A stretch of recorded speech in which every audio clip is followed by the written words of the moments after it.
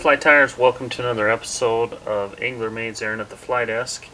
And today we are going to tie what I call the little trout bugger. And we've got a lot of murky water this spring, as you've heard in prior videos, so we're going to have to go a little bit brighter than normal on our flies in order to attract fish, I'm afraid. But this little guy always seems to work. So first thing we're going to do is we're going to just get some strung marabou, and I'm going to just pluck out a nice corn pole, some nice soft fluffy parts, and then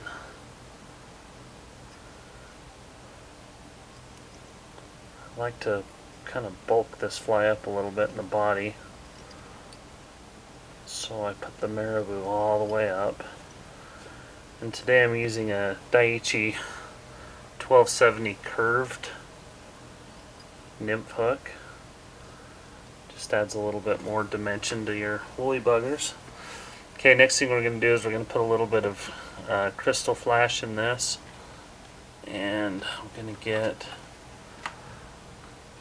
I usually like to get olive on this one, something like that, and just put a few strands in there. I got my little fly tying buddy Jace right here. How are you doing, Jace? Good. You like watching tying flies? Yeah. Tying flies is my favorite thing to do. Is it? Yeah. Me too. I think I'd rather tie flies than catch fish sometimes. Guess what? We had new feathers. This is a bird feather. Yep, you got some turkey feathers last time we went fishing, didn't you? Yeah. Okay, so you can see I cut my crystal flash just a little tiny bit longer than what my marabou is.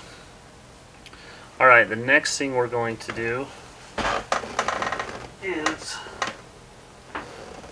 we're going to get us a hackle. And what I like to do is take my hackle and I like to pull my fibers down like so.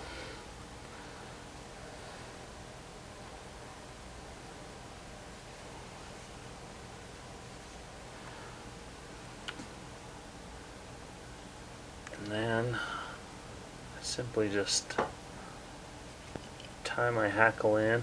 Normally I'll put a little bit of ribbing wire on my woolly buggers, but on this one I'm going to show you a little trick where you don't have to do that.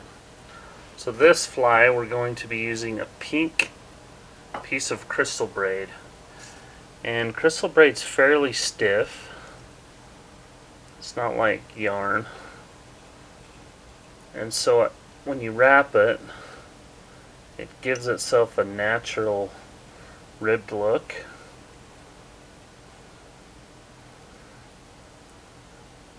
And I'll show you why you don't need ribbing wire on this.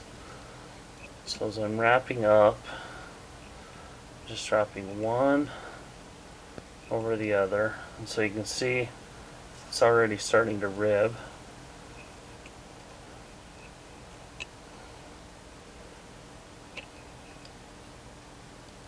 Okay, you can see I'm leaving myself a little bit of room on the front of it.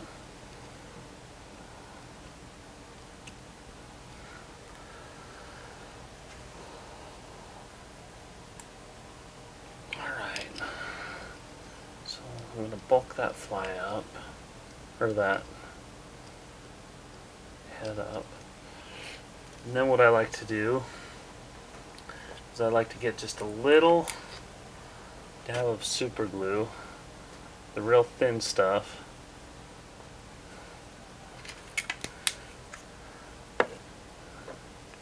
stick it right behind that bead. And that tends to cement my bead so it's not spinning. Okay, next thing we're going to do is we're going to take our hackle, and as I wrap it, I'm going to wrap it inside the overlap on my crystal chenille. And so what that does is that helps us not have to use ribbing wire, because my hackle is actually setting down inside the crystal braid. So you just got to be very careful If to... you need to finish, just pause the video. Okay, If yeah. you need to finish. Yeah, if you need to finish, just pause the video. Yeah. Okay, and I actually wrap my hackle till I start getting that fluffy part of it. And I'll cut that off.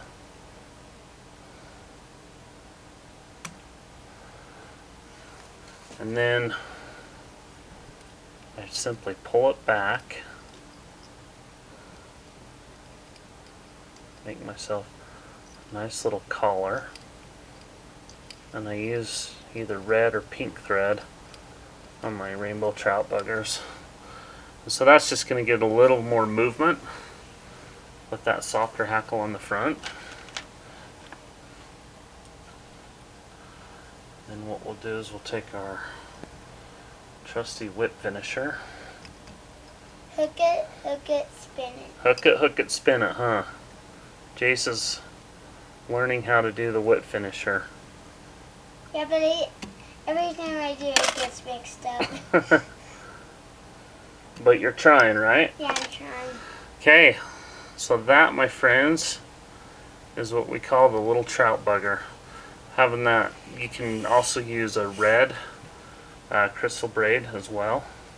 Or a green one. Or a green one, yep. But make sure you use red or pink thread on it. Yeah. On that collared side. Yeah.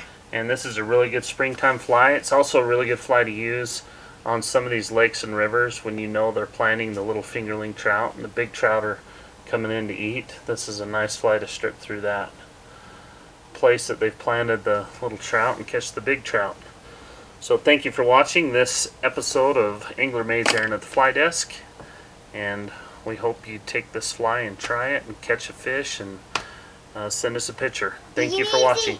You can even catch a rainbow trout. Yes you can, huh? Okay, thanks for watching. Thanks for watching. Bye.